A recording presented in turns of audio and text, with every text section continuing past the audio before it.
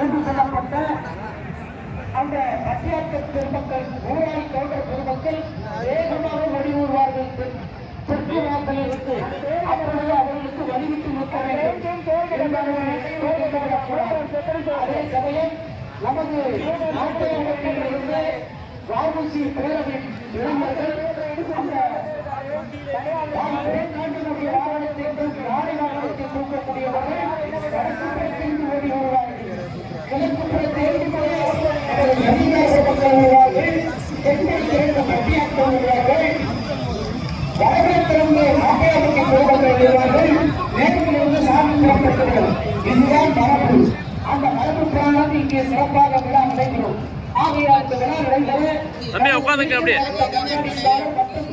கடற்கரை காவல்துறை கண்காணிப்பாளர் மற்றும் தமிழக முழுவதும் உள்ள கண்காணிப்பாளர் இருபால் காவல்துறை அதிகாரிகள் மாசு பெருகண்ட சாமி, மாசு கருப்பண்ண சாமி, பகவான் மதரகர சாமி என்று சொல்லப்பட்ட அந்த முற்றியான ஐயனார் கொண்டு வரலாறு ஐயனார் கொண்டு அங்கே கம்பீரமாக இன்று விரைந்து வேகமாக வீரர்களை ஒட்டி காத்திருந்து கொண்டிருக்கிறார்கள்.